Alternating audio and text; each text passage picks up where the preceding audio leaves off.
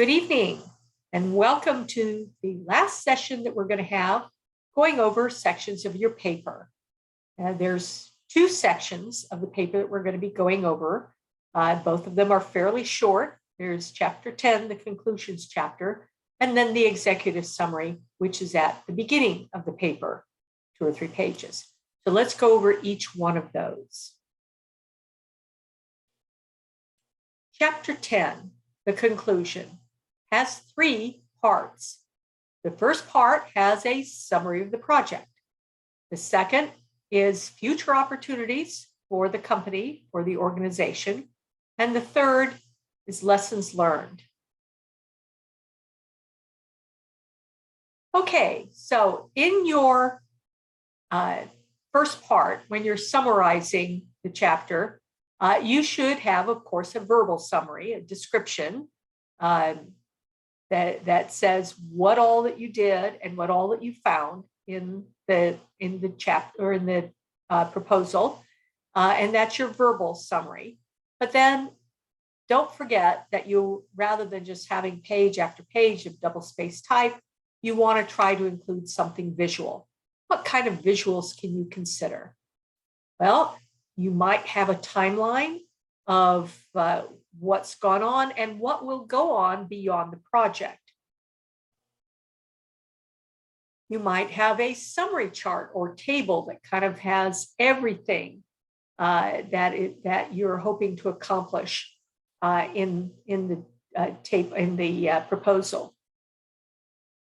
You might have a cost-benefit analysis summary table, especially if you have more than one recommendation that is being adopted. It just kind of gives everything in a snapshot. There are a lot of times when stakeholders will just look at the introduction and then they'll go to the conclusion, and you want to have some of the key information there as to what it is that your recommendations were, what it's going to cost, and what the benefits are going to be. So that's the first part, is just a summary of what you've been doing throughout the project. The second section is next steps, which you may have already touched on if you're talking about the timeline beyond the project, but you might want to discuss any future process that you're recommending that they adopt. This would be other than what you recommended in continuous improvement, but if there's some future process or future projects that you think they should address next, then that might be something that you would cover here. Also, future opportunities that they might be able to address, depending on what happens with the politics, what happens with the environment, what are some future opportunities that are coming up. So that is the second section. So again, each one of these sections, the first one might be maybe 3 pages when you include the visual summary, in addition to the verbal summary.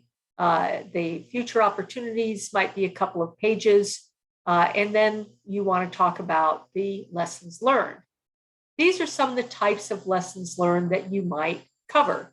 There might be those that you have shared with your stakeholders. You might discuss how these lessons might apply to their future strategic planning. You might help the rest of your colleagues by talking about some generalized lessons that other sustainability projects or other sustainability projects that your organization, your business might do. What are some lessons that they might apply there? The personal lessons learned that you have experienced as you've gone through there, and then any future improvements or next steps that might be part of the lessons because of lessons learned. So that is the third section. Now, one of the things when you have a conclusion there, and I think when you do your conclusion, you're going to wrap it up as something that ties it all together, some kind of an ending to the paper that is inspiring. You might end it with a quote, you might end it with an image, but something that talks about how this has been just the beginning of a great journey, and that there's always more to be done, and whatever it is that you can have that just pulls everything together at that point. So you do want to have an ending for the entire paper. Now then after that, of course, you'll have your appendices, your list of references and your appendices, but people will flip to the end, and you want to have something that is a very definite, positive conclusion that you are drawing. So if you have any questions about that chapter, please email me. Now let's talk about the executive summary. The executive summary is the last thing you write, because you don't know what's in your project until you do it. So you don't want to write it at the beginning. It is the summary. It's usually 2 to 3 pages long. A lot of executive summaries, they say, should be only 1 page long, but because this is a big project, and because you probably want to include 1 or 2 visuals, it'll probably be 2 to 3 pages long. But if it's 6 pages long, it's too long. So you want to make sure that you keep it concise, and be advised that you want to make this powerful, because this may be the only thing that a reader will ever read. And so you want to make sure that you have all of the key information in it that they need in order to make decisions, and that it is something that is powerfully persuasive. So your introductory paragraphs may discuss why this project is important, and what the project goals are.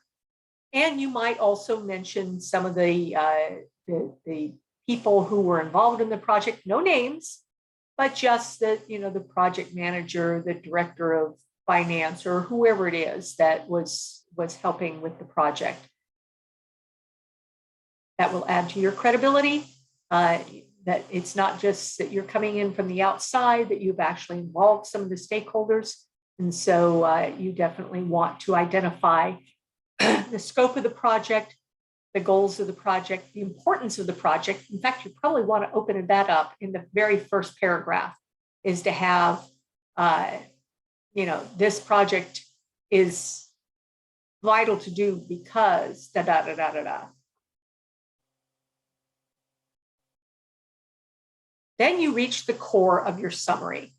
You're going to cover the results of the audit and maybe the pilot, what your proposed improvements are, what your recommendations are, the costs and benefits of the proposed improvements. And for this might be where you have a summary table or a key chart that shows this is the break even. It's going to save a ton of money and save the environment, or a summary table that says here are the costs, but here's the savings, the benefits that are going to be gained from this, so that they know what it is that they should expect if they read through this project. You do want to give them the key information that they need to give them an idea of what the project is, but you also want to entice them to continue reading on. So the baseline, the strategies for improvement, the implementation, and what it is that they're going to be monitoring. So it's just the core of the summary.